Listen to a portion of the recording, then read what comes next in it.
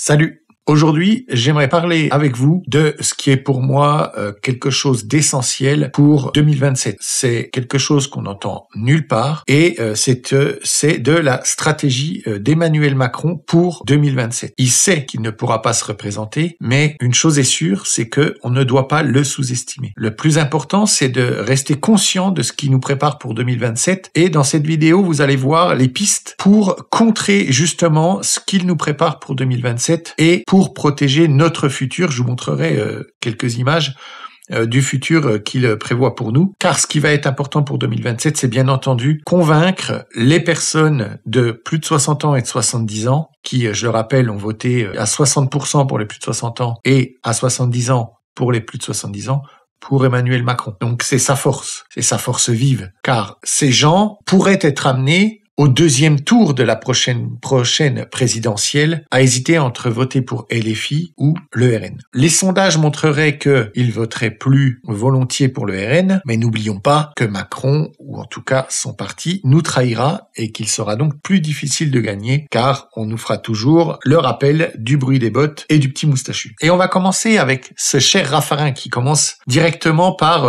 lécher les bottes et dire du bien de notre cher Macron et comme quoi tout commence à se mettre en place, on l'a vu, il y a eu le meeting pour les jeunes Macron et Attal qui est en train de reprendre le flambeau pour la création du parti qui sera là en 2027, car ils ne peuvent pas s'y prendre trop tard, ils ne pouvaient pas s'y prendre trop tôt, mais ils ne peuvent pas s'y prendre trop tard. Donc, on va dire que les élections pour 2027 sont un petit peu lancées. On a 2 ans de l'élection. Gentiment, chaque parti va avancer ses pions. On a vu Sarah Knafo qui, elle, nous parle d'union des droites, de ce genre de choses, qui essaye de raccrocher le wagon. Après, faut le dire, l'échec, qu'on veuille ou non, quand même, de 2022. Et c'est pareil pour tout le monde. La LFI commence aussi à parler de programmes, à travers l'élection des maires, les municipales qui vont avoir lieu l'année prochaine.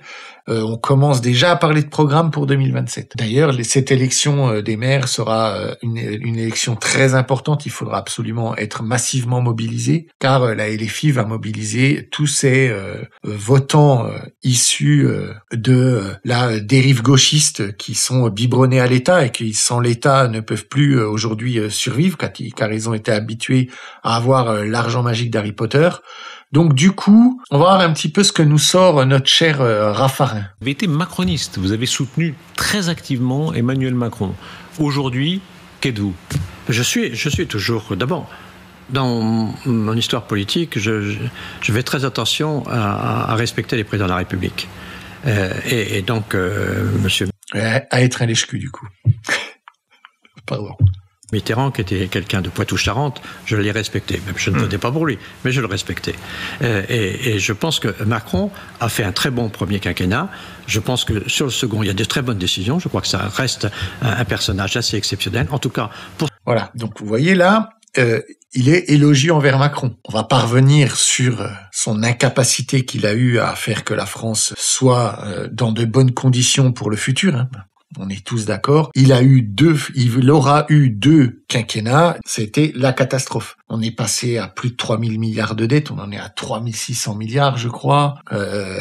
Les inactifs en France, là, si on prend pas que les gens inscrits au chômage, parce que ils sont toujours en train de nous parler des demandeurs d'emploi, que ça baisse, que ceci, cela. Mais si on prend que les inactifs, c'est-à-dire qu'on rajoute à ça les gens un peu au RSA, les gens qui n'ont pas de revenus, donc les SDF qui ne sont pas pris en compte dans les chiffres du chômage, on est à 13,5 millions d'inactifs, c'est-à-dire, quand on dit 13,5 millions, c'est 13,5 millions de gens qui pourraient être actifs, qui ont donc entre 15 ans, 16 ans et l'âge de la retraite, on va dire 60-65 ans, selon les professions. On est aujourd'hui dans cette tranche-là à 13,5 millions de personnes qui devraient travailler, mais qui ne travaillent pas. Quand aujourd'hui on nous parle de déficit de l'État, le plus grand déficit, c'est d'avoir détruit le pays économiquement et d'avoir empêché nos entrepreneurs de vivre et de survivre et de prospérer. Donc je suis allé vérifier, c'est bien 1 personne sur 3 qui pourraient travailler, qui ne travaillent pas. Par contre, si on retire à ces gens-là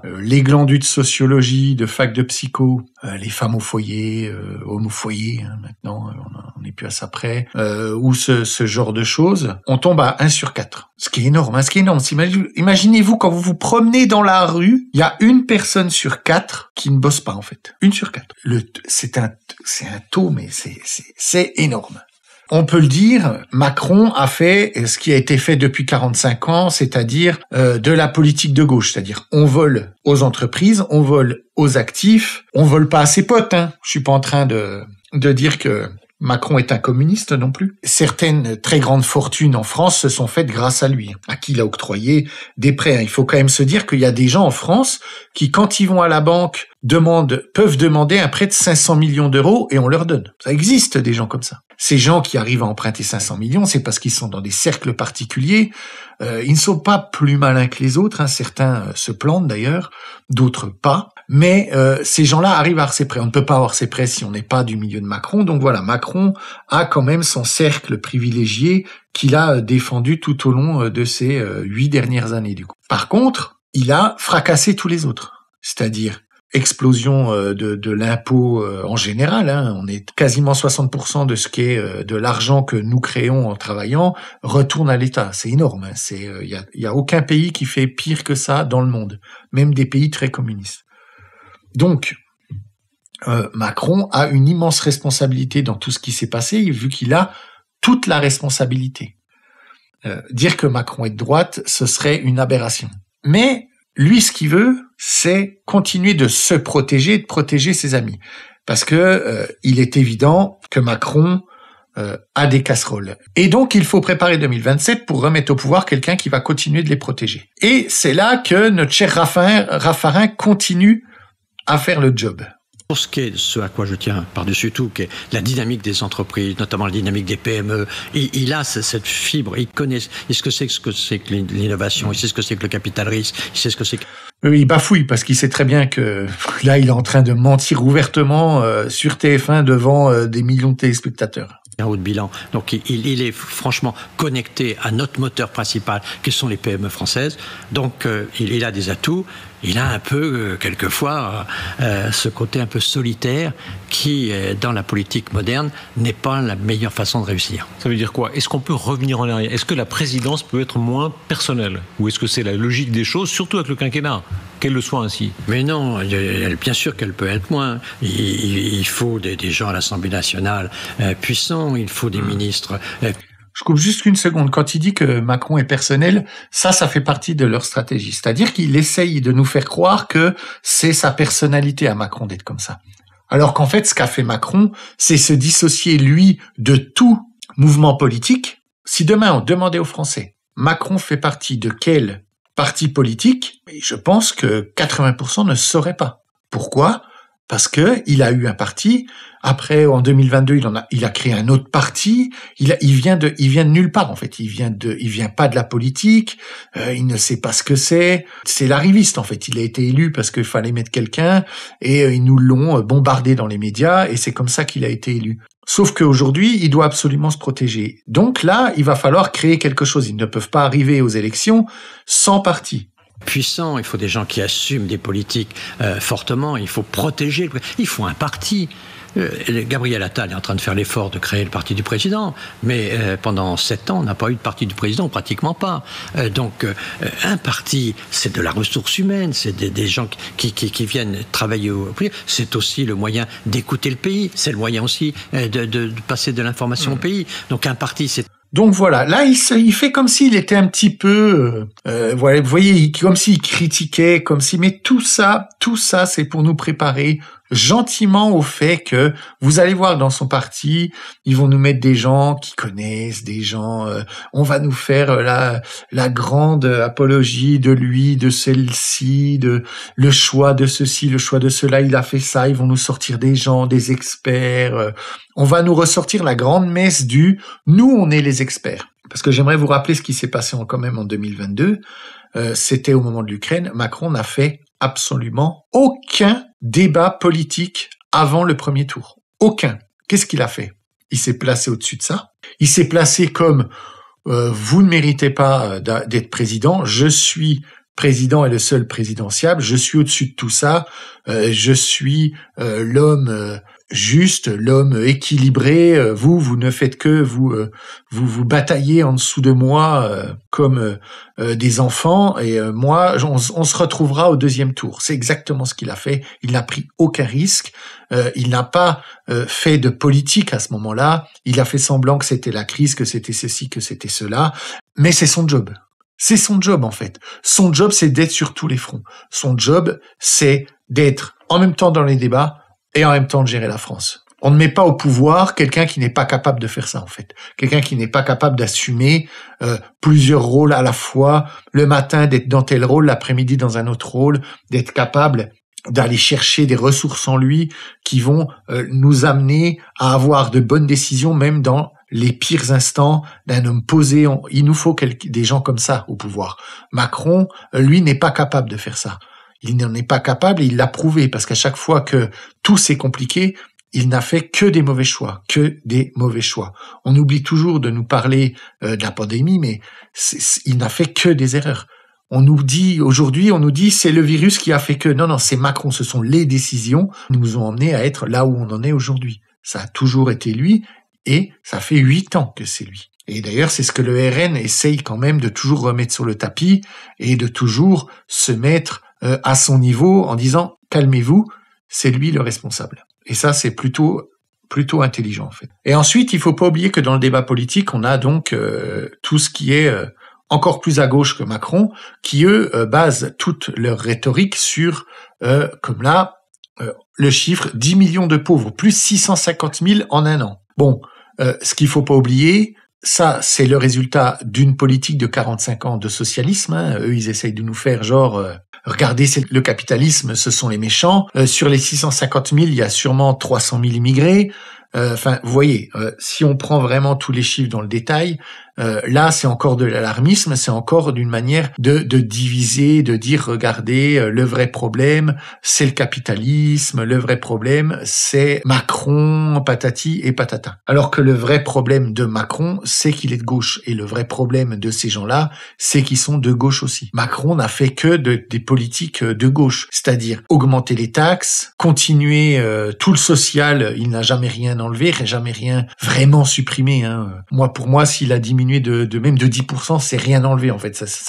Ça n'a aucun impact sur le budget de l'État. Les associations, comme j'en parle dans ma dernière vidéo, prennent 20 milliards chaque année. On est dans des chiffres complètement hallucinants et la gauche essaye de nous faire croire que les problèmes sont liés au capitalisme. En fait, eux mettent le flou dans la tête des gens. Font croire que en fait c'est le capitalisme et que donc se décaler au-delà de Macron, c'est aller dans l'hypercapitalisme et en plus y rajouter le racisme et toutes ces conneries qui vont avec. Donc leur spécialité à eux, c'est brouiller les cartes, c'est déplacer la fenêtre d'Overton. Et c'est ce qui rend 2027 critique et compliqué. Et c'est sur ces stratégies qu'il ne faut surtout pas se laisser embarquer.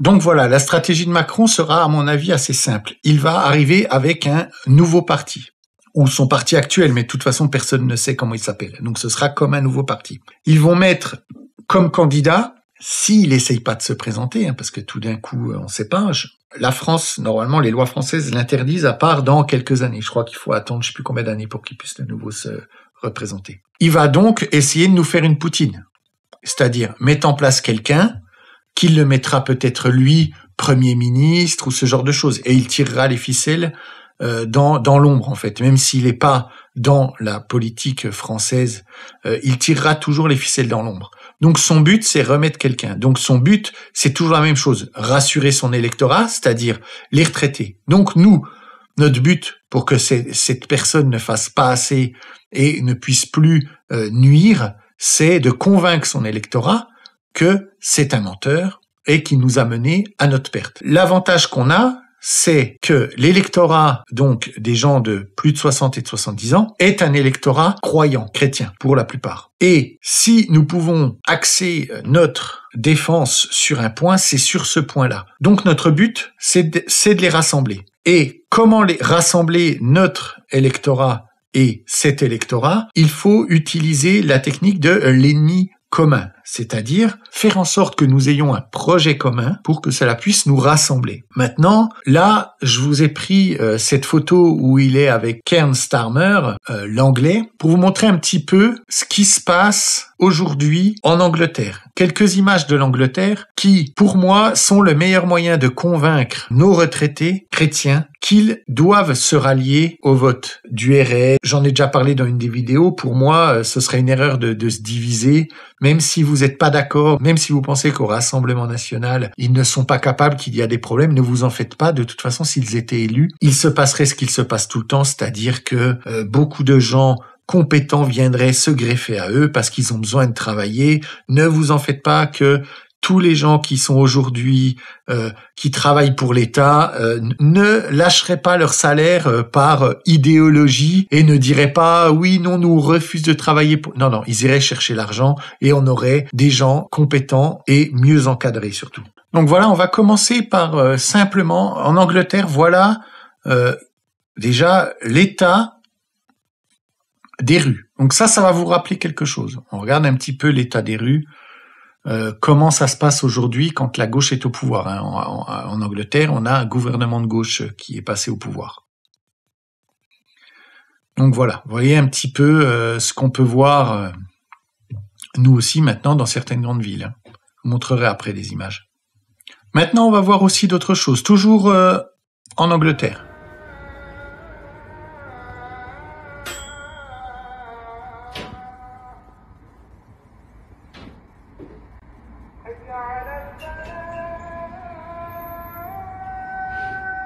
Ça, c'est une vidéo où le policier, en fait, reprend cette personne qui souhaitait discuter dans la rue, parce que c'est autorisé dans pas mal de... Aux États-Unis, c'est la même chose, dans les pays anglo-saxons, on peut poser une table, dire aux gens, venez parler.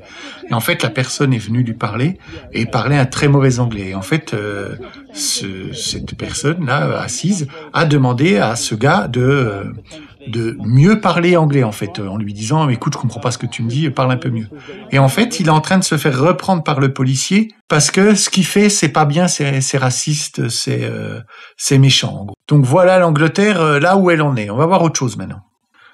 Et donc eux aussi, ils ont une politique de désarmement, tout ça, la violence, c'est un truc de méchant. On voit ce que ça donne quand ils essayent d'interpeller des gens, en fait. Hein. Ils étaient 2, les policiers ont l'air d'être en tout cas 4 là. Voilà, attraper un gars, on dirait que c'est oh attention, c'est trop dur quoi. Pourquoi ? Parce que s'ils font le moindre mouvement à peine violent, la hiérarchie, ils se font éclater, attention, la vindicte populaire. Donc, maîtriser juste un gars comme ça, alors que là, grosse balayette, tu lui en mets une dans la tête, il est par terre, et c'est terminé, on n'en parle plus, en fait. Mais regardez, ils sont 3, ils arrivent même pas à le coucher. Hein. Ils arrivent pas à le coucher. Regardez ce qu'ils sont ridicules. Et en France, on en arrive aussi à des actes comme ça, parce que on refuse la violence. Voilà, encore un grand signe d'intelligence et de respect, hein. Voilà. Ça, c'est Londres, hein. Mais aujourd'hui, faire ça à Londres, c'est pas grave, en fait. Ce qu'il fait, là, c'est tranquille, hein. Personne ne va rien lui dire. C'est juste, c'est la société, elle est méchante, hein. Vous savez bien, c'est pas de leur faute, hein. Là, voilà. Et il fait suer le monde, il se passe rien.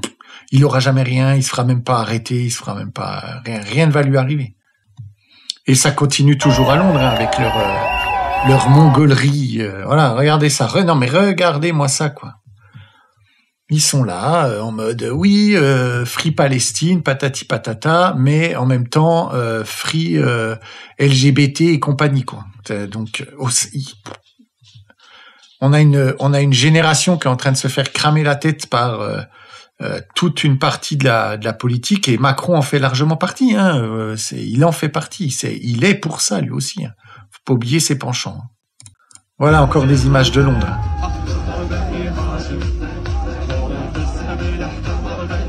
Voilà, ça c'est Londres, hein. Oubliez pas. Hein. On est toujours à Londres. Sous les drapeaux, bien sûr, LGBT, hein, aucun rapport. Voilà, encore une marche à Londres.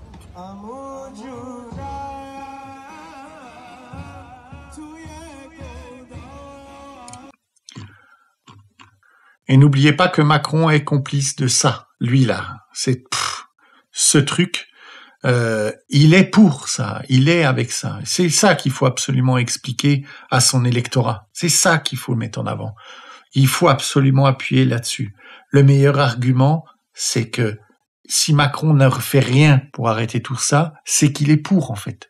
Qu'il ne dit rien consent. Il n'a rien fait pour empêcher cette montée. C'est lui qui a mis en place des gens, qui ont mis en place des lois, qui font que dans nos écoles, on est en train de pourrir le crâne à nos enfants. Dans les rues, c'est la même chose. Sur les réseaux sociaux, ils sont protégés. Ils ont toujours été protégés. Si Twitter n'avait pas été racheté par Elon Musk, la parole serait... Mais d'ailleurs, ils veulent faire passer Twitter, hein. On n'oublie pas le gouvernement de Macron, aux plus de 18 ans.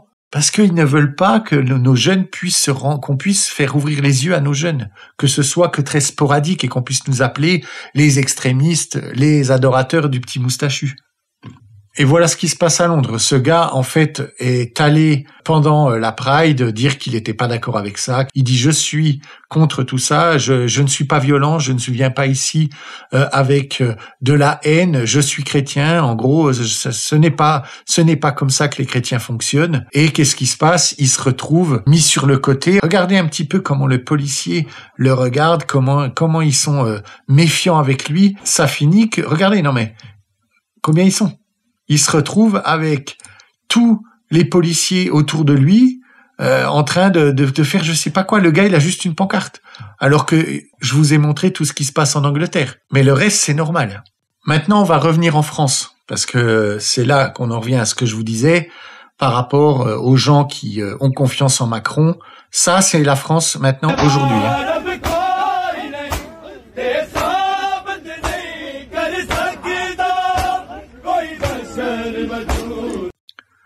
Voilà, ça c'est à Paris, voilà, ça c'est la France. On me parle de la ville de Marseille, s'il vous plaît, regardez là, je suis à côté du métro, du marché aux puces. S'il vous plaît, regardez.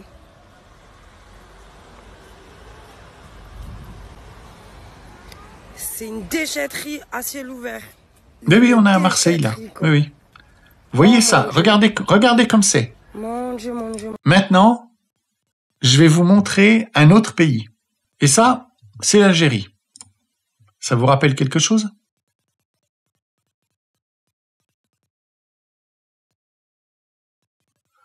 D'après vous, pourquoi les banlieues sont dégueulasses? Pourquoi tout est crade? Pourquoi tout est pourri?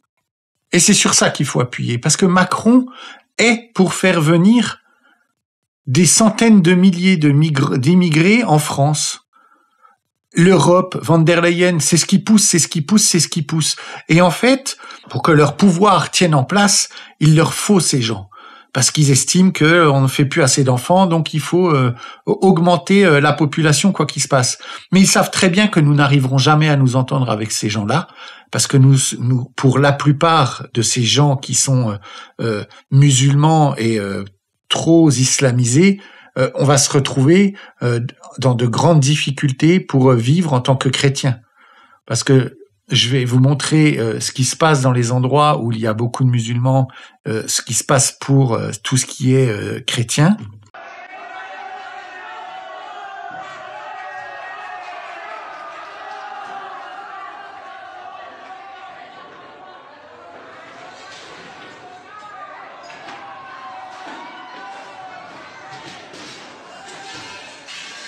Il n'y aura pas de manière non démocratique d'y arriver, en fait. Il n'y aura pas de manière. Parce qu'en fait, ce qu'ils attendent, c'est ça. C'est comme en Angleterre. Tous les mouvements qui se sont, en fait, qui ont essayé de élever la voix, d'aller dans la rue, se sont fait très, très, très gravement écraser, en fait. Les gens sont allés en prison, ont pris des 3, 4 ans, 5 ans de prison pour des tweets, pour avoir mis sur Twitter, en gros, je sais pas, des choses très banales sur le fait que, je veux pas qu'il y ait d'immigrés, en fait. Voilà.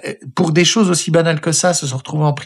Et donc, il faut leur montrer ce genre d'image. Ces gens comme qui votent pour Macron, qui sont en retraite, toute leur vie repose sur la bonté, sur la chrétienté. Ils aiment ça. C'est ce qui a mené notre pays là où il est aujourd'hui. Donc, ne critiquez plus jamais les chrétiens, la religion catholique. Faites-le, même si ça ne vous plaît pas, même s'il y a des choses qui ne vous plaisent pas. Faites en sorte que la chrétienté reprenne de la force. Faites en sorte que ces gens qui sont l'électorat de Macron voient ces images, voient à quel point le but n'est pas juste de venir ici parce qu'ils sont malheureux. Il y a plus que ça. Et là, ils sont devant une église, devant la basilique Notre-Dame à Montréal. Et voilà ce qu'ils font, voilà ce qu'ils poussent. C'est sur ça qu'il faut appuyer. Il faut appuyer sur ça. Si vous avez des gens, n'essayez pas, ne critiquez pas Macron. Dites-lui que Macron, il est pour ça, en fait. N'oubliez pas que la critique renforce votre adversaire. Montrez plutôt les faiblesses. Montrez ce qu'il est vraiment, en fait. Il faut absolument que les gens voient qui il est vraiment. Et il faut qu'ils voient qui sont vraiment ces gens, ces macronistes, ces gens de la LFI. Il faut absolument que les gens voient qui ils sont. Voilà, si la vidéo vous a plu, mettez-moi un petit like. Abonnez-vous, mettez la cloche. Je fais des vidéos du lundi au vendredi à 18h tous les jours. Partagez la vidéo si vous pensez qu'elle peut plaire à quelqu'un. Je vous dis à tout bientôt. Des becs.